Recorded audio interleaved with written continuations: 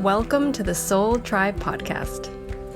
The Soul Tribe Podcast was created to help you navigate through the world of spirituality, wellness, and self-development in an easy, grounded, and relatable way. We break down everything from the Akashic Records, manifesting, spirituality, and so much more. We want to help expand your boundaries and bring the spiritual world to you in a fun and easy way. Get ready to be inspired with tips, tools, and easy to digest information. Let's do this. Hi, Soul Tribe. Today we're going to have an episode all about receiving signs. And for some of you, might be seeing numbers. We're going to get into that. Lorena and I keep having these moments of just repetitive seeing things or seeing certain numbers. And it's a conversation we always kind of have with each other, or we'll like send each other a message and like a WhatsApp audio, and it'll be 1 minute with 11 seconds. It'll be like, oh, look, 111. So we thought, since this podcast is us talking about all these things, this was a really good subject that we haven't touched on yet. So here we go. This started, like I had messaged you, Lorena, and said that I wanted to do an episode about this because I kept waking up. Yeah, I remember that. I want to say at night, but it's not at night. I kept waking up in the morning. It's actually the morning. So it was usually like 3 a.m, like on the dot, or 3:03 or 3:13, numbers like that. And this it hasn't happened the last 2 or 3 days, but it happened for like a month in a row, where it was like every night or every morning, I would like just wake up and be like, oh, I have to go to the bathroom or something. Right? That hasn't happened to me lately, but it used to happen to me all the time. I'd wake up at the same exact time, like several days in a row, or like in 1 week I'd do that. Like that would happen to be like 3 times. Isn't it weird though that we check the time? Wouldn't you think that you're in the middle of the night, you would go, oh, let me turn around and go back to sleep, or, oh, let me go see if I have to go to, to the bathroom. But we're both actually rolling over and looking. Oh, no. For me, it'd be getting out of bed. So I'd be out of bed, I'd go to the bathroom, and then I'd like go get some water. And the moment I look at the clock, either on my wrist or on like the oven, or, you know what I mean? Or on the wall, and it would be the same time. Oh, then I'm the bad example here then. I will literally... It's still a sign. I know, but like you shouldn't have your cell phone even next to you when you're sleeping, supposedly because of the magnetic field and stuff. And I have it on the floor, usually charging, and I'll like literally be like, oh, wow, what time? The first thing I think is, what time is it? Like I want to know what time it is because I want to know how much time I have left to sleep. That's me too. Like, do I have like 5 hours of sleep or do I have 2? Let me see how depressed I should get right now. Like, totally. And then I look at the time and be like, oh, 3:03, okay. And then I'll go to the bathroom and I'll come back. And so after like that happened for like a month, I'm like, dude, this is something. Now I remember I had gone through a phase many years ago. I think it was about 4 or 5, maybe 3 or 4 years ago, where I got really into Wayne Dyer's books. And there had been this one book that I read where he talked about that if you got woken up in the morning, it was because that's the moment where you're most connected, and that you should not go back to sleep. And for him, that was a time where he would stay awake and he would like write his material, his books. I'm not sure if he was talking about channeling them. Like he always felt like he would receive it from somewhere. He just never really knew exactly how he was getting the material for his book. So it must be that he was kind of channeling at that time. And I want to get into that later, why that for him was a good time, because I read about that somewhere else.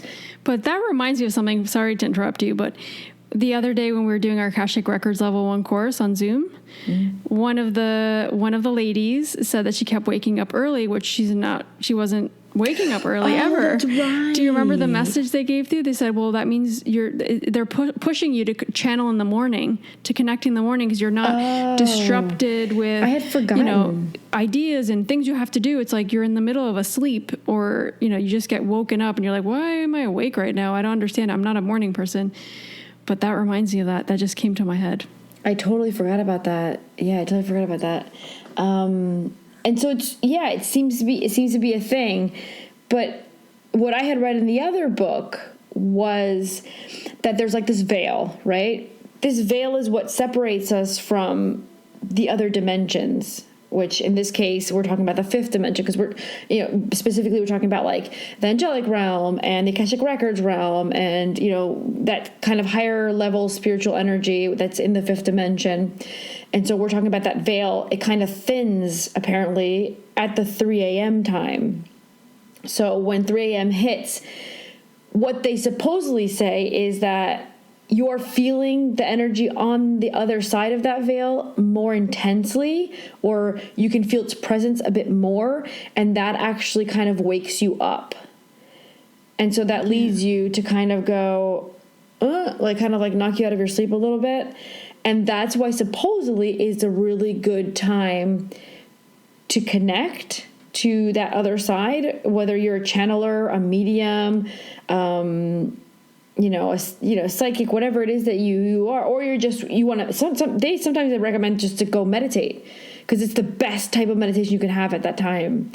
So that's what the other thing that I had read. And the Akashic Records have, in fact, talked about this before, at least to me, about how there are certain times that you're more connected than others, but they've never specifically told me directly 3 a.m. They actually have told me that there's a time that's more significant for some individuals than other individuals. So it kind of depends on you. Some people are more connected at one time and some people are more connected at another time. But I do really believe in that veil thing. I do really think that there's I do too. Better connection. Yeah.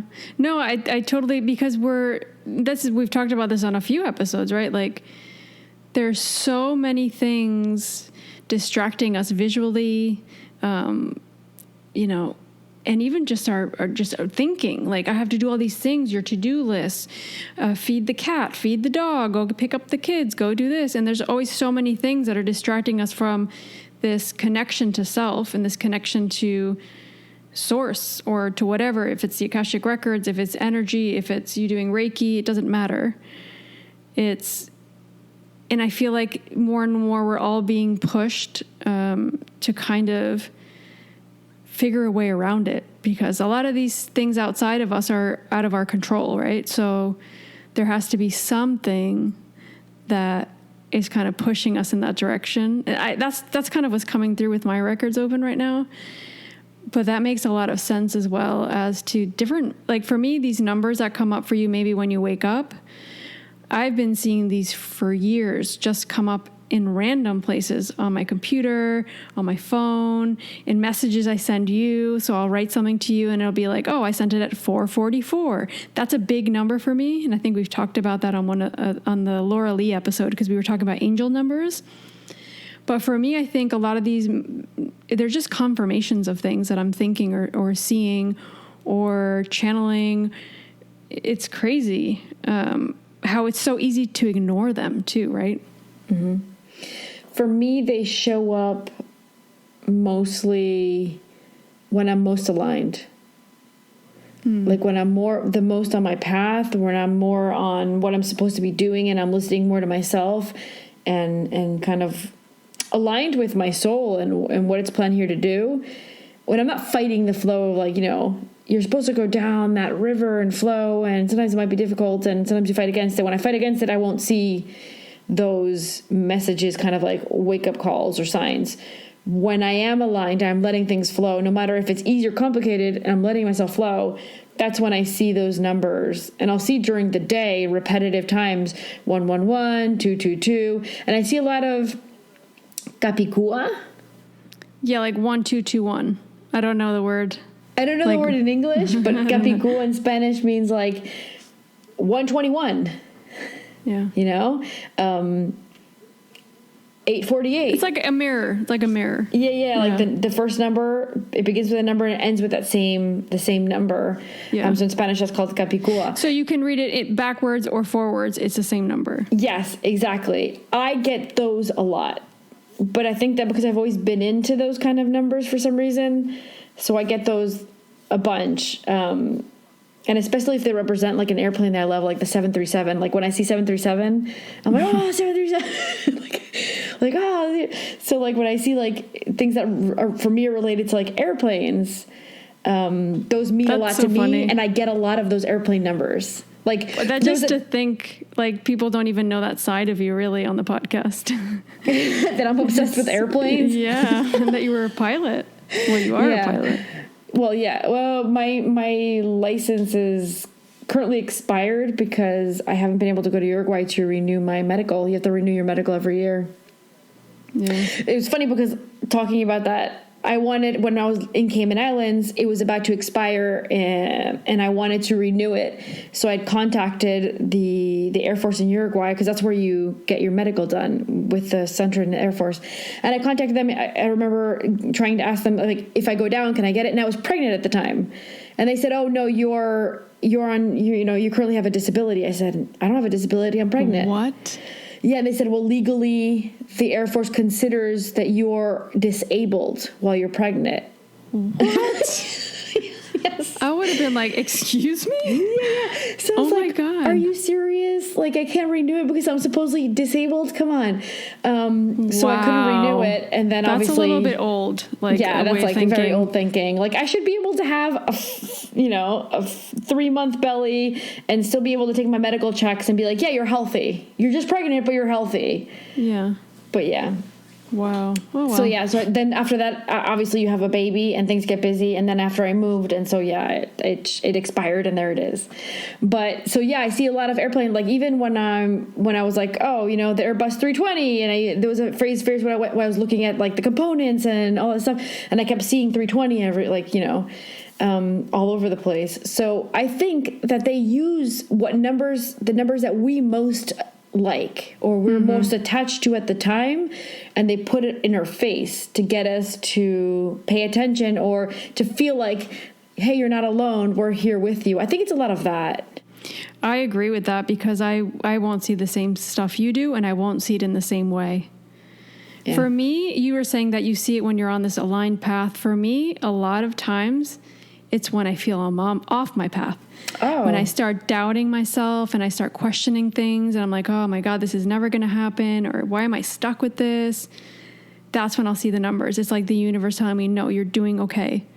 Like, keep going. Stop doubting yourself, or look for signs. Keep looking for signs, because the answer's coming soon.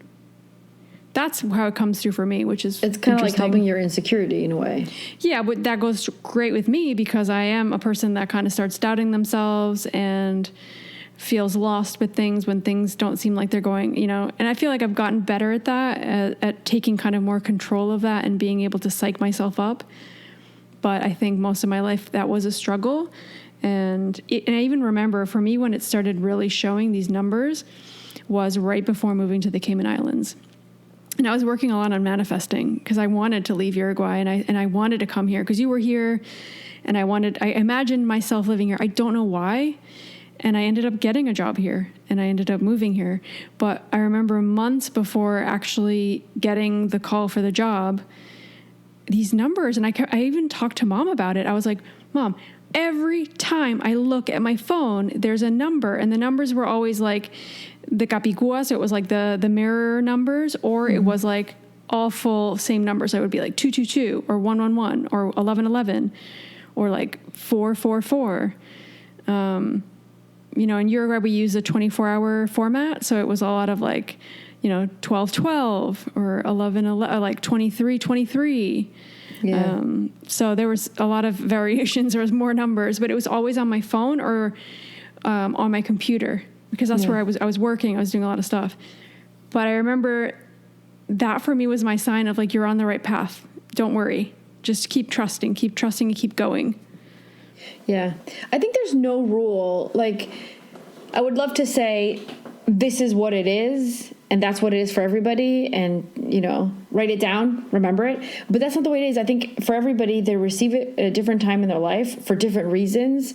And I think that there's a conjunction. The way they show it to me is like there's a conjunction between the soul on the other side working with the current incarnation, right? It's almost like there's messages being sent, but you're getting it when you need it, and it might be different for, like in this case, it's different for you than for me.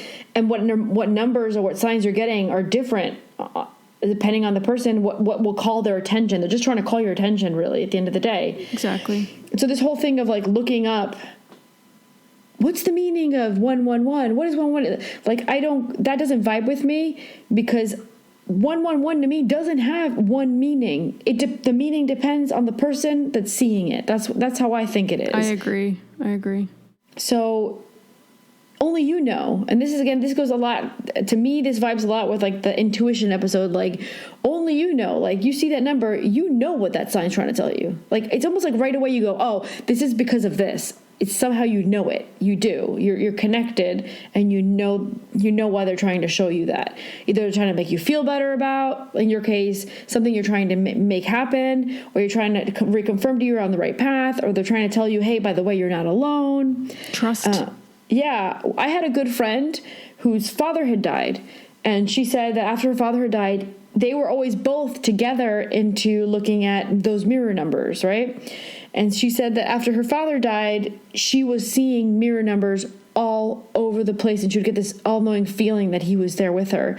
So in this case, it wasn't her soul giving her messages or her masters and guides giving her message. It was her father saying, by the way, I haven't fully deceased. I still exist, and I'm with you, and I love you, and, all those nice messages. It was his way of telling her that they can still play that game together. It's like super sweet, the story, Yeah.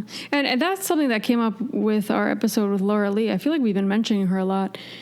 She said stuff about that, about the numbers coming through as like messages from people on a different realm.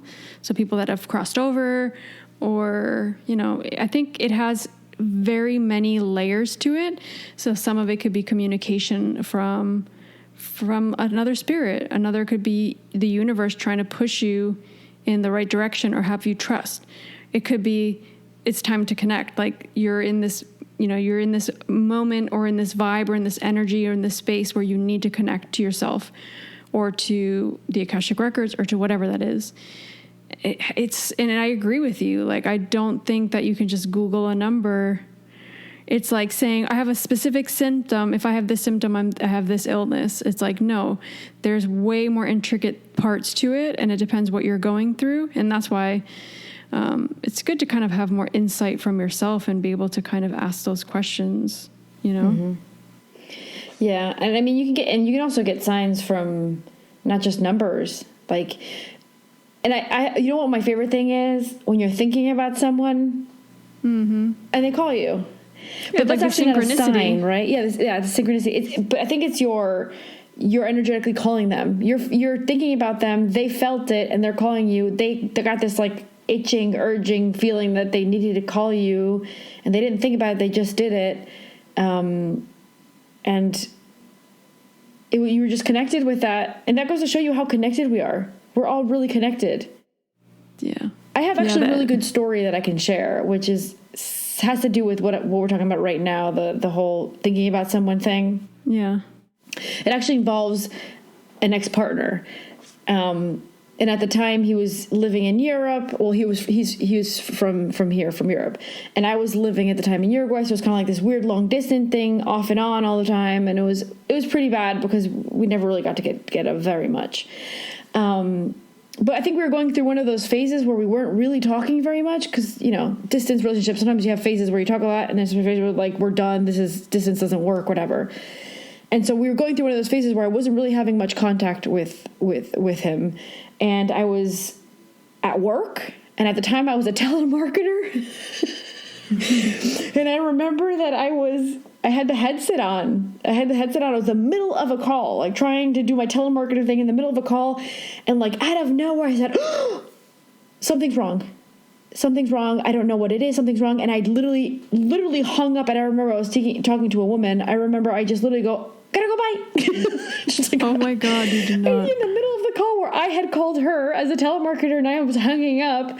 But like, I knew that I knew something was happening, and I hung up and I grabbed my cell phone, and I'm in the middle of calling Europe. Like, I'm in Uruguay. I didn't even know if my credit was going to give me enough like to call. But anyways, I didn't think about that stuff. Like, I was reacting. Like, I knew something was up.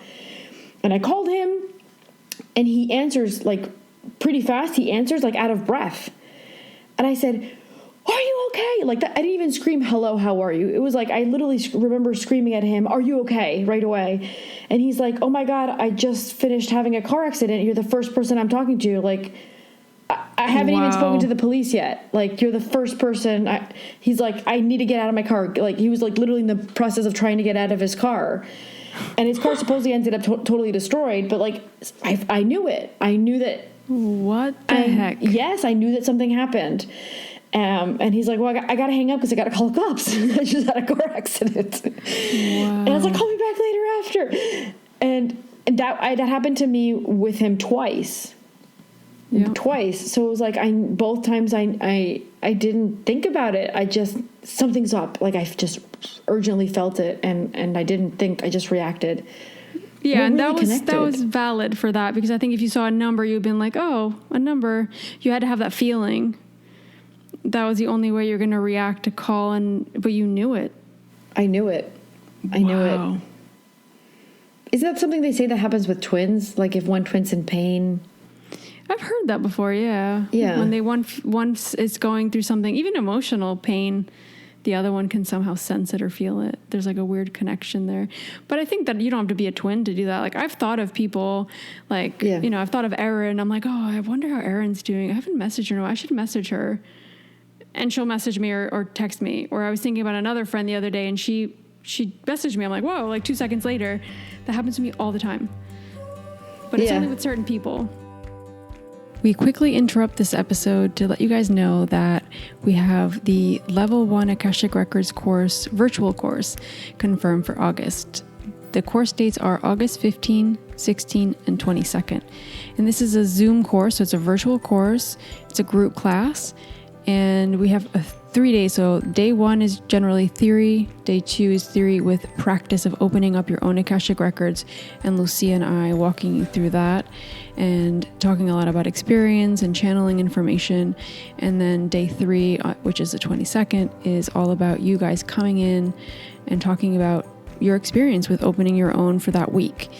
There's a lot of practice you need to do on your own, and we're always there to support you. You'll also be included in our private Facebook group for additional support once you're on your own opening up your own Akashic Records. And it's a great course. The manual we've personally channeled through our masters and guides, and we put a lot of hard work into this and made sure this was a course. Basically, this is a course that we always wanted to take or have.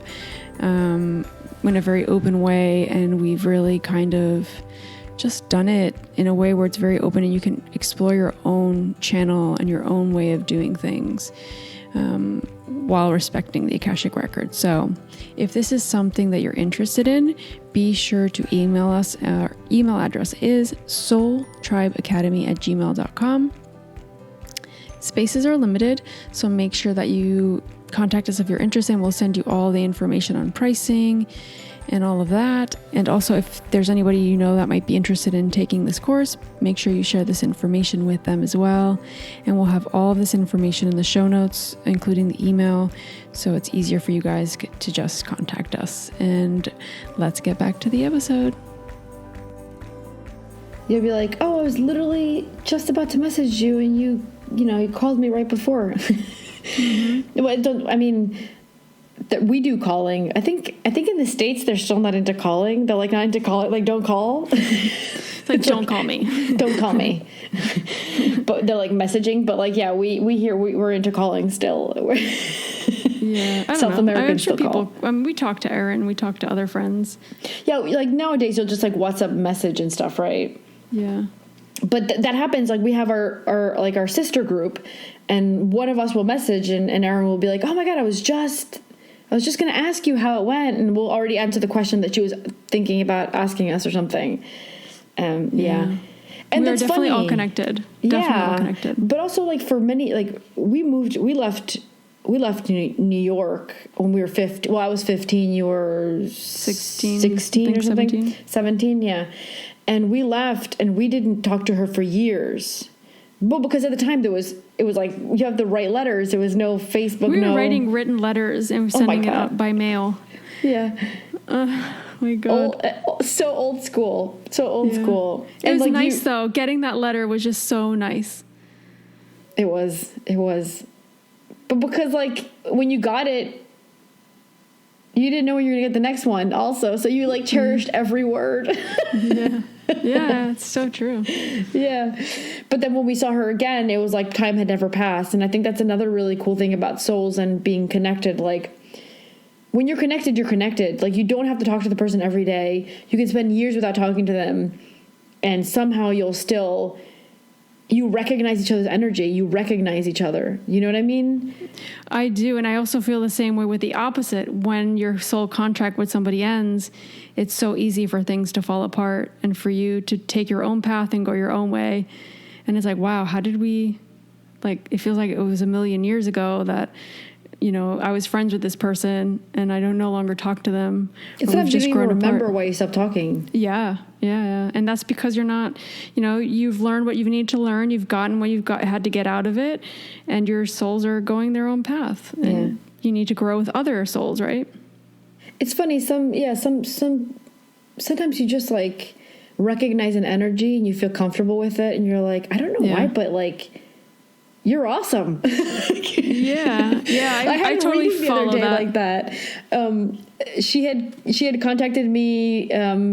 She was listening to our podcast and she contacted me to do a reading, and I did her reading, and I found that we had a little similar. Like, I obviously you don't know the person you're reading, and so you start channeling information. You're like, wow, that reminds me of me. That reminds me of me. And you're like, I like you. You remind me of me. And we ended up, like, best friends at the end, and we're like, oh my God, you're my new best friend. I love you. That's happened to me with a bunch of readings too. It's just it's cool. Even though you forget what you say to the person when you read them, you still feel some type of connection. Also because people open up so much to us, right? And it's very, like, you know, rewarding, and it's great that you can help somebody through the channeling. But also you're a human and you feel these things, and they've been through something maybe you've been through, and you feel it, and there's a connection. Yeah. So that's quite interesting. That's happened to me a few times too, where I'm just like, wow, I kind of, like, it's like I know this person. That happened to me the other day, actually. Like, I feel like I know you. Like, she felt like my mom. It was really weird. It could be maybe. I mean, I think there are a lot of souls that we read that we read them a few times, and maybe we, you know, they're in another part of the world and you don't interact. Plus, we read a lot of people. You can't like catch up and continue to talk to everybody. It's I don't have enough time. No, but I think that a lot of times, on purpose, souls decide to, oh, by the way, you know me really well from other lifetimes. Can you maybe pop into my life, give me a reading, and help me out with these things I have stuck? Like, I think that happens on another level. Like, we have to remember that even though we're currently incarnated as souls, our soul is still on the other side making new plans, or, you know, fixing things. So, oh, you know what, this seems a little disaligned. How about this comes into my life and helps me out to see if it helps me understand this, or go down that route instead of that route. So there are still last minute, like, planning and changing adjustments, things. Yeah. And that happens a lot while we're sleeping. Like, our soul, I don't know if we've ever talked about this on the podcast, but supposedly what happens is you're going to sleep and your soul actually leaves the body. So the body's doing its thing. The body's still doing its regenerating of cells. Like, the body has to stay there and do its thing. And this is a really good time for the soul to retrieve and meet up. And this is sometimes people will have dreams and be like, dude, I had this really weird dream. And in the dream, I felt like I met up with you and we did this and we did that. Like, I think the soul can do many different levels of things. The soul can meet up with another soul and make plans, like I was talking about just now. The soul can go, you know, have an interaction with other souls that it just feels like having, because, you know, they have a relationship as souls on the other side, but they don't have a relationship, you know, physically in this lifetime, or they're distanced with, you know, you live over here and I live over here, but let's go meet up on the astral plane and kind of have a moment together, interact. And then I think for me, the other one is we do a lot of past life regressions to clear out things, to relive things from a soul place. And you've had experiences with that. I know we've talked about it. And I've had really intense experiences with that, where I wake up, I'm like, whoa, that was definitely a past life. Yeah. And you wake up and you remember every detail. And that, if you wake up and remember every detail and you profoundly felt it, I can almost guarantee you, like 99.99%, that was a soul experience or a past life regression. Yeah. I'm a little bit weird with the dreams and the whole astral travel thing. Would that be considered astral traveling in your opinion? I think so. I think so. I don't know the name to it. We've been trying to get someone on the podcast to speak specifically about astral travel. So if anybody listening right now is an expert or knows a lot about astral travel and willing to contact us, message us through our website form. We've been looking for someone to talk about it with us, and we can't seem to find anybody, or if we contact someone, they never answer back. Okay. So. Plus, we want to find the right person that kind of understands the spiritual world, but also is very open to kind of speak about it in a way where people can understand it. And this has come up a lot on readings as well for me, for other people. So I think I want to wrap my head around it a little bit more. But yeah, I think the whole dream thing and our soul leaving our body really is, it does feel that way. And sometimes I'll have some weird dreams where I'm just like, it did not feel like that was a dream at all. And I know I was not in my body. Like I left 100%. Have you ever realized when you came back? I actually wake up and feel when I'm coming back. Have you done that? No, I don't think so. Wow, it's nuts. It feels crazy. It's like this weird flow whooshing goes. I can feel like it, and my body, I'll start waking up and be like, "Wow, that's some really crazy energy." Like, really? Oh my God, I can feel when I'll know that my soul left for like an intense experience or for an intense amount of time. I'll feel the whooshing come in, and that will wake me up. That's what wakes me up when it comes back. No way. Yeah, I used to think that I was like, oh, my masters are sending me really nice energy. But then after a few times of happening, I started realizing what it was, because it was something coming back into me. Yeah. Especially if it's going up, down. It feels like that. It comes from the crown chakra and it's whooshing down. I can totally, it like fills my ears with noise. And I can, the energy, it's like it goes all the way through. Like it's really, it's, you know, one of those things when you want to explain it, but you don't know how to explain it. I get it. Yeah, I get it. That's what it is. But even if that thing that you've been doing is not called astral travel, it's still a thing. We just don't know what to call it. Yeah. I agree. It's still a thing. Your soul goes to places, meets up with other souls, has experiences, and sometimes it can be a really important experience for the soul, and if you remember it, it's hard to let go. Wow. That actually did happen because I felt it, and if it didn't feel like a dream, I know that it was something else. That's what I would have all the time. Going back to what we were talking about at the beginning of the episode about waking up at certain times, right? What if you're in the middle? Maybe that is somehow connected to that traveling or some aspect of your soul leaving and coming back and you having to look at something. I'm actually glad you said that. Because the information I've gotten about that is the soul does tend to come back around 3 because your body's more vulnerable to be taken over. I don't like saying it too much because it sounds a little scary. But your soul, I mean, for those that don't know, because I don't want to like scare anybody. For those that don't know, when your soul leaves, your soul can come, like knows how to come back. And also it's not fully disconnected. It's still connected from the umbilical cord. So in English, it's this, I think it's called the silver umbilical cord. In Spanish, it's the gold. El cordón de oro is in Spanish. And I think in English, they call it the silver umbilical cord, if I'm not mistaken. It doesn't matter. It's an umbilical cord kind of thing that connects your soul back, so your soul can always come back to the body. So don't worry, guys. Your soul's coming back. When that cord, when you decease, when you die, the moment of the death of the body is the moment of the detaching of that cord. Yeah.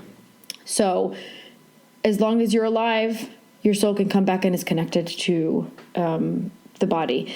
But that veil that thins out at 3 a.m., you know, what we were talking about in the beginning, it also means that good things can happen. You can connect with things and you can, you know, meditate and you can do amazing things. But it also means that other energies can take advantage of that really thin veil. And so sometimes the soul prefers to be, this is the best way to explain it so people don't like get worried or scared. For the soul, the best thing to do is to be closer to the body it's almost like a territory thing. This body's already taken. You don't have the right, or, I'm not giving you my free will to take over, abuse, or do anything to this body, because this is the body that I'm carrying. This is my box, and I own this box in this lifetime, kind of thing. That's how the masters are showing it to me. And so the soul comes back as almost like a protector of the body, especially if there's weakness in the body or illness, is what the masters are saying. Okay. I don't know why. That's what they're saying. Oh, that's interesting. Yeah, we don't want to freak anybody out. I think that's good you said that. But I don't know. I think there's so much to this. And just going back to the numbers, because we were talking about signs and numbers and all that, I think it's so much more complex that we can imagine. But I think just to kind of sum up some of the stuff that we've said, and I know we've gone all over the place as usual, the numbers or the signs, we're talking specifically kind of about numbers today, but the signs can be many signs. Some people have their own sign. Like, for example, some people might say, if I see this thing, I know it's a sign that I'm on the right path. Or an animal, people a spirit animal can be a sign. Spirit animals, or, some people just have a specific thing that they turn to when they want a sign from the universe, and they'll ask for it. You can ask for it. But I think specifically with numbers, and this is how it feels like to me and from the stories that everybody has told me, the numbers are a little bit more like generic, in the sense of you ask for a sign, but let me see if I can reword this. Wait. They'll come up even though you're not asking for a sign.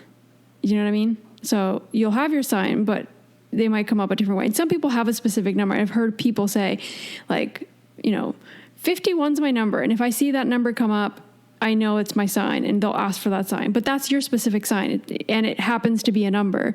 But numbers in general, to me, they feel like they're a very human thing. Some people have rainbows have to show up, or bird has to pass by, a certain bird, right? Yeah, but for me, numbers are a very human thing. It's like a language. Part of our language. It's part of the way we communicate. It's part of the way we create things.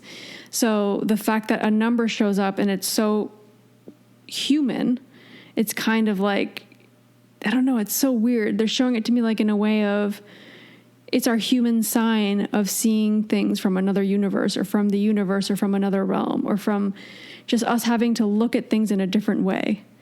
I don't know if that made any sense. I can't explain it. It's like, I think you're trying to say it's just a way for us to be connected with the other side from a more visual point of view, or more visual place, because we're more tangible people, right? Yeah. We need to tangibly see something that confirms. Most of us, like, just getting that little feeling of knowing. Sometimes, most of us, it's not enough. We need another. Give me another confirmation. Give me something bigger, right? So I think that's what you're saying, right?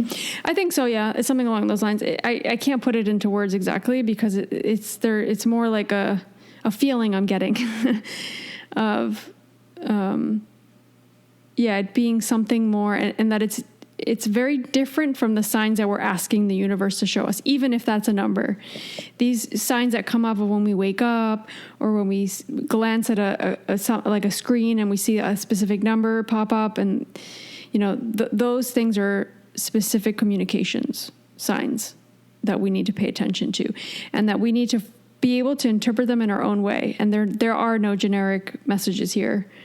They are connected to something, but we need to find what that is. That's our job.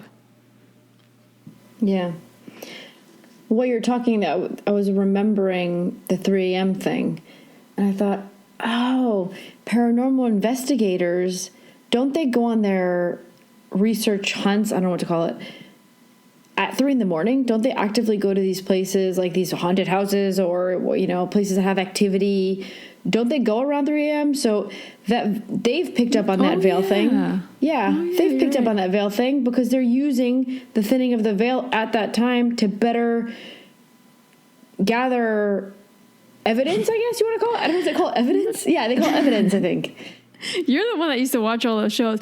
But another thing I always thought is like, oh, cool, they're going at 3 a.m. because that's like the creepiest time to go. It's dark. It's like, you know what I mean? I always thought it was like more creepy. Of that thing. It's a creepy time. 2, 3 a.m., 4 a.m. Well, 4 a.m. seems like an okay time, but 3 a.m. is creepy.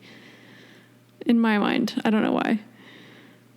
Maybe because you know that you can sense other energies into you that feels creepy because you don't understand it. But you say 2 and I'm like, that's all right. 2's all right. 3, no. I don't know Numerologically speaking, number 3 is actually like a good number. It's a lucky number. It is. Yeah. And if you're in your year, like you can calculate your year, what year you're in personally. If you're in year 3, that's like the time where you like can try to like win the lottery or like get prizes. Like that's your personal year where you'll have more luck to gain those things. That's cool. So it's not creepy, Lorena. 3 is awesome. Well, even the 3 with the Akashic Records is, but it's just 3 a.m. to me. For some reason, I get like a weird vibe. I don't know. Just me. Well, it's okay. Don't worry. You'll be fine. Okay, so I think we've like basically gone off the rails with this episode. We talked about haunted houses and we talked about you being a pilot, and then I don't know, we're just gone all over. So I think maybe we should just like wrap it up. We just kind of wanted to do an episode where we just put this idea out there because it's something that Lou was going through. I've been through it and I felt it. And I'm sure some of you might be going through this. And I've heard people say that this happens to them. And I've seen posts on Facebook about it. So I'm sure it's a thing. So definitely message us on Instagram or Facebook if this is something that you're going through, because we'd be super interested in like chatting and like having a discussion about it and just kind of seeing what meaning you found in it, and if there's specific messages you're getting through it, like, you know, waking up in the morning and seeing these weird numbers come up. I'm pretty sure a lot of people are getting some sort of sign, whether it be numbers or their, you know, spirit animal or something that like comes out in the sky, like a bird or you know, rainbow. Like, I'm pretty sure that everybody at some point is getting, especially this year, that's such an important year. Yeah. I think this is a year where a lot of people are getting additional signs to kind of like give us more emotional support and make us feel a little bit more accompanied and like, you're okay, this is happening for a reason, kind of thing. So we're not off track. And I know that sometimes it feels like, what else can happen? You know? A lot more. Yeah, well, a lot more can happen. But we're actually doing really good light work wise. This has been a really good year for us. I know it doesn't seem like it, but it has been a very good light work year, and next year should be much better also. So I'm feeling positive lately. I'm feeling good, and I'm seeing a lot of really positive things happen. And I know that there's death, and I know that a lot of people are upset about that, or some people are even just tired of seeing it. So people are like, you know what? But to me, there's a reason behind it all. And if you're one of those that are departing, it's because your soul needs to go and it can't carry on with the path that it's on now or had planned to leave. So just try to keep that in mind when like if you lose a loved one. Remember that their soul has probably planned to leave, and their soul is going to be resting on the other side. And it's funny, the Akashic Records always explain death to me in a way that I love, which is the soul experiences death when it incarnates, actually, because it's like the most limiting form that the soul can have, being stuck in a body, right? Yeah. It has this limited reality, it has this limited perspective, has this limited lifestyle. And when that person no longer exists, when you leave, when you disincarnate, you're alive, fully expansive and alive again. So just if anybody's going through like a moment of feeling down or because they lost somebody, just remember that person is on the other side more alive than ever before. Yeah, expansive. I love that word. I think that's exactly what it is. Yeah. And also, I would recommend you guys to go listen to the Roberta Grimes episode. That is such a good episode. I just got chills saying that. She has, in the episode, we interview her all about death. And it's very interesting, her perspective and all the studies she's done on it. So 100% check that out. And or send it to somebody that you know is going through something. similar to what we were just talking about. So yeah, we want to thank you guys for tuning in. We really, really, really, really appreciate all your support with the podcast and all you guys sharing the episodes and commenting on our posts and stuff. It's been an amazing journey, guys. It's going to be almost a year that we've had the podcast. Next month, in about a month, it'll be 1 year. Holy smokes. Like, how did that happen so fast? Like, I can't wrap my head around that. It feels like it was yesterday, but at the same time, it's like, wow. I know, it's crazy. It's been 1 year of podcasting. And we haven't missed an upload day. We've been super like on the ball with it. And it just, this passion we have now of getting these episodes out and talking about these topics and interviewing these people. It's just, I don't know. I just feel, it makes me happy. It makes me so happy. I love it. Yeah, I love it too. Yeah. So make sure you guys are following us on Instagram. If anybody's going through kind of what we talked about in this episode, like we said before, hit us up, send us a message, let us know what you're going through so we can kind of chat about it and, you know, maybe start a conversation. And yeah, share this episode with anybody that you think might enjoy it. And we will see you guys next week with a new episode. Thanks, guys. Thank you.